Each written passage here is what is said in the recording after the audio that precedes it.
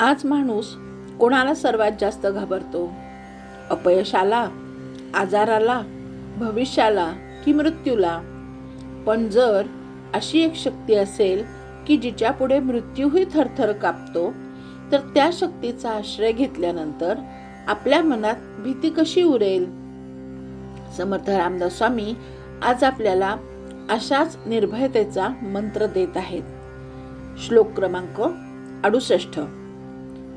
बळे आगळा राम कोदंडधारी, महाकाळ विक्राळ तोही थरारी.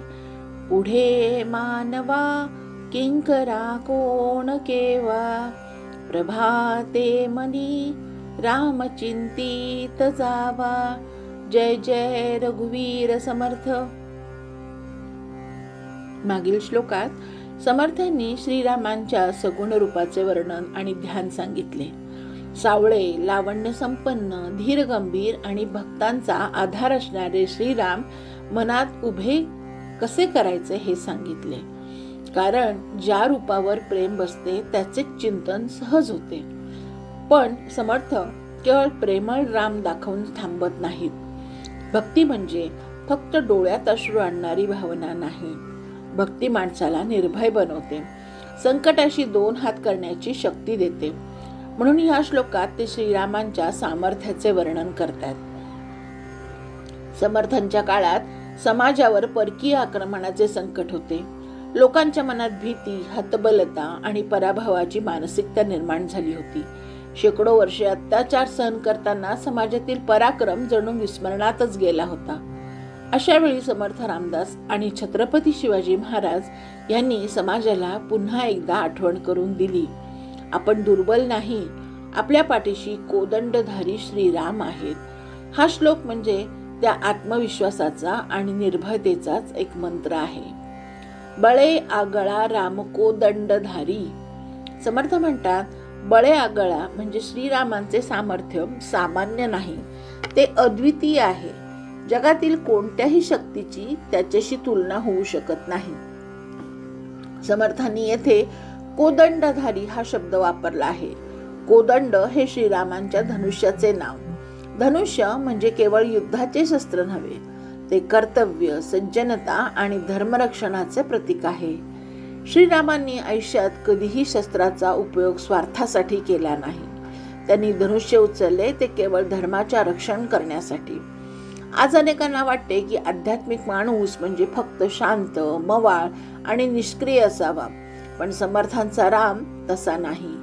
तो करुणामय आहे, तो प्रेमळ आहे, पण अन्यायासमोर शांत बसणारा नाही. जिथे धर्म धोक्यात येतो तिथे तो कोदंड हातात घेतो.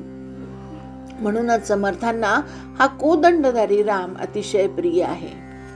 मनाच्या श्लोकातील 28व्या श्लोकात समर्थांनी धनुर्धारी राम याच भावनेने वर्णन केले आहे. कारण भक्ती जर मनात दुर्बल बनवत असेल तर ती समर्थांना मान्य नाही. खरी भक्ती माणसाला नम्र बनवते, पण भित्रा बनवत नाही. भगवद्गीतेमध्ये भगवान श्रीकृष्ण म्हणतात, परित्राणाय साधूनां विनाशाय च दुष्कृतां धर्म संस्थापनार्थाय संभवामी युगे युगे. सज्जनांचे रक्षण आणि दुर्जनांचा नाश करण्यासाठी मी प्रत्येक युगात अवतार घेतो. समर्थांचा कोदंडधारी राम म्हणजे हाच धर्म संस्थापक परमेश्वर. यातून एक गोष्ट स्पष्ट होते, ईश्वराचे सामर्थ्य अलौकिक असले तरीही ते निष्क्रिय नाही. ते कर्तव्यपरायण आहे, धर्मरक्षणासाठी सदैव जागृत आहे. महाकाळ विक्राळ तोही थरारी. या श्लोकातील हा सर्वात प्रभावी चरण आहे. समर्थ म्हणतात, महाकाळही श्रीरामांपुढे थरथर कापतो. महाकाळ म्हणजे काय? मृत्यू, ज्याच्यापासून संपूर्ण जग घाबरते. राजा असो, रंक असो, शास्त्रज्ञ असो, अज्ञानी असो, ज्ञानी असो, सर्वांना मृत्यू अटळ आहे. पण समर्थ म्हणतात, ज्याला जग घाबरते तो महाकाळही रामापुढे नम्र होतो. याचा अर्थ समजून घेतला पाहिजे. याचा अर्थ असा नाही की यमराज एखाद्या व्यक्तीला घाबरतो. याचा खरा अर्थ असा आहे, काळाची सत्ता फक्त देहावर आहे, परमात्म्यावर नाही. शरीर जन्माला येते, मोठे होते, वृद्ध होते आणि एक दिवस नष्ट होते. पण आत्मा कधीही जन्मत नाही, कधीही मृत्यू पावत नाही. म्हणूनच भगवान श्रीकृष्ण अर्जुनाला सांगतात, आत्मा न जन्मतो ना मरतो, तो या आत्मस्वरूपाशी एकरूप होतो. त्याच्यासाठी मृत्यूचे भय कमी होऊ लागते. समर्थांचा हा विचार अतिशय सूक्ष्म आहे. ते आपल्याला मृत्यू नष्ट होईल असे सांगत नाही. ते म्हणतात मृत्यूची भीती नष्ट होईल. आज आपण कित्येक गोष्टींना घाबरतो. उद्याची चिंता, नोकरी जाण्याची भीती, व्यवसायातील तोटा, आजार, मृत्यू. पण ह्या सगळ्या भीतीचे मूळ एकच आहे, ते म्हणजे मी म्हणजे देह आहे ही भावना. ज्या दिवशी माणसाला समजते मी फक्त हा देह नाही, मी परमात्म्याचा अंश आहे, त्या दिवशी त्याच्या भीतीचा पाया हलू लागतो. आणि म्हणून समर्थ पुढच्या चरणात अत्यंत सुंदर प्रश्न विचारतात. पुढे मानवा किंकरा कोण केवा. समर्थ जणू आपल्या मनालाच प्रश्न विचारत आहेत. अरे माणसा, ज्या प्रभू पुढे महाकाळही थरथर कापतो, त्या प्रभू पुढे तुझी काय कथा. हा प्रश्न आपल्याला घाबरवण्यासाठी नाही, तर अहंकार जागे करून आणण्यासाठी आहे. आज माणूस स्वतःच्या शक्तीवर इतका विश्वास ठेवतो की त्याला वाटते मीच सर्व काही करतो. पदे मिळाले की अहंकार, पैसा आला की अहंकार, ज्ञान आले की अहंकार. पण एक छोटासा आजार आला, एखादा अपघात झाला किंवा मृत्यू समोर उभा राहिला की हे सारे सामर्थ्य एका क्षणात निष्काम होते. म्हणून समर्थ सांगतात, स्वतःला कधीही परमेश्वरापेक्षा मोठे समजू नका.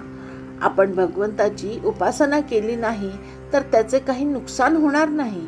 जसा एखादा रुग्ण डॉक्टरांनी दिलेले औषध घेत नाही तर त्या डॉक्टरांचे काहीच नुकसान होणार नाही, नुकसान रुग्णाचेच होणार आहे. तसेच रामनाम सोडले तर रामाला काय होणार आहे, त्याच्यात काय फरक पडणार आहे. परंतु आध्यात्मिक प्रगती मात्र आपली निश्चितच थांबणार आहे. ते आपले आध्यात्मिक सामर्थ्य कमी होणार आहे. म्हणून रामनाम आणि मृत्यूभय हे ह्याच्यावरचा एक रामबाण उपाय आहे असं म्हणता येईल. समर्थांनी महाकाळ विक्राळ तोही थरारी हे उगाच म्हटलेले नाही. यामागे अत्यंत गूढ तत्वज्ञान आहे. काळाची सत्ता देहावर आहे पण आत्म्यावर नाही. आपण जोपर्यंत स्वतःला फक्त शरीर मानतो तोपर्यंत मृत्यूची भीती वाटते. पण जेव्हा आपण रामाच्या चरणी स्वतःला अर्पण करतो तेव्हा हळूहळू आत्म्याशी आपले नाते दृढ होऊ लागते. मग भीती कमी होते. कारण भक्ताला खात्री असते माझ्या देहाचा अंत होईल पण माझा अंत होणार नाही. म्हणूनच संतांनी नेहमी रामनामाला तारक मंत्र असे म्हटले आहे. रामनाम केवळ संकटातून बाहेर काढत नाही तर ते मृत्यूच्या भीतीतूनही मुक्त करते. कधी कधी लोक विचारतात, भक्ताचे रक्षण भगवंत कसे बरं करतात. मी इतकी भक्ती करतो तरी माझ्या आयुष्यात संकटे काय येतात. समर्थांचा अर्थ असा नाही की भक्ताला कधीच संकट येत नाही. संकट सर्वांच्याच आयुष्यात आहेत. फरक एवढाच आहे की सामान्य माणूस संकटात तुटतो, भक्त संकटातही घडतो. कारण त्याला माहिती असते त्याच्या पाठीशी कोदंडधारी श्रीराम उभे आहेत. त्यामुळे त्यांचे धैर्य संपतच नाही, विश्वास डळमळीतही होत नाही. समजा दोन व्यक्ती एकाच संकटाला सामोरे जातात. दोघांची नोकरी जाते. पहिला माणूस पूर्णपणे खचतो, आता माझे आयुष्य संपले आणि असं म्हणून तो नैराश्यात जातो. दुसरा माणूसही दुःखी होतो, पण तो सकाळी शांतपणे देवासमोर बसतो, रामनाम घेतो, स्वतःला सावरतो, नवीन प्रयत्न सुरू करतो. दोघांवर संकट समान आले, पण एकाला संकटाने मोडले तर दुसऱ्याला संकटाने अधिक मजबूत केले. हीच रामभक्तीची खरी ताकद आहे. प्रभाते मनी रामचिंतित जावा. समर्थ या 10 श्लोकाच्या शेवटी वारंवार एकच सांगत आहेत, प्रभाते मनी रामचिंतित जावा. कारण दिवसाची सुरुवात ज्या विचाराने होते त्याच विचारांचा प्रभाव संपूर्ण दिवसभर पडतो. आज सकाळी उठल्याबरोबर आपण मोबाईल पाहतो, बातम्या, मेसेजेस, सोशल मीडिया यामुळे दिवसाची सुरुवात अस्थिरतेने होते. समर्थ म्हणतात, पहिले रामाचे स्मरण करा, रामाचे रूप डोळ्यासमोर आणा, रामनाम घ्या, मग दिवसाची सुरुवात करा. पण प्रभात या शब्दाचा आणखीन एक सुंदर अर्थ आहे. फक्त सूर्योदय म्हणजे प्रभात नाही. ज्या दिवशी माणसाला स्वतःतील दोष दिसू लागतात, सत्संगाची ओढ निर्माण होते, नामस्मरणाची गोडी लागते, विचारांपेक्षा भगवंत प्रिय वाटू लागतो, म्हणजेच विषयांमध्ये सुद्धा मन रमत नाही, अशा वेळेला त्या माणसातील तो दिवस म्हणजे त्याच्या आयुष्यातील खरी प्रभात होय. या क्षणापासून त्याचा आध्यात्मिक प्रवास सुरू होतो. बद्ध जीव मुमुक्षु होतो, मुमुक्षु साधक होतो आणि साधक सिद्धाचा प्रवास करायला लागतो. ह्या श्लोकातून समर्थ आपल्याला एक महान सत्य सांगतायत. जीवनात निर्भय व्हायचे असेल तर बाहेरचे सामर्थ्य पुरेसे नाही. पैसा, पद, सत्ता ही सर्व सामर्थ्ये काळाच्या अधीन आहेत, पण रामाचे सामर्थ्य काळाच्या पलीकडचे आहे. म्हणून आपल्या जीवनाचा आधार कोडंदधारी श्रीराम असला पाहिजे. त्याच्या चरणी नम्रतेने शरण जावे, त्यांच्या नामावर विश्वास ठेवावा आणि प्रत्येक दिवसाची सुरुवात त्यांच्या स्मरणाने करावी. कारण ज्या मनात राम असतो त्या मनात भीती सहसा राहत नाही, अहंकार राहत नाही, निराशा राहत नाही. तेथे फक्त विश्वास, धैर्य आणि भक्ती फुलत राहते. म्हणून समर्थ पुन्हा प्रेमाने सांगतात, बळे आगळा राम कोदंडधारी, महाकाळ विक्राळ तोही थरारी, पुढे मानवा किंकरा कोण केवा, प्रभाते मनी राम चिंतित जावा. जय जय रघुवीर समर्थ.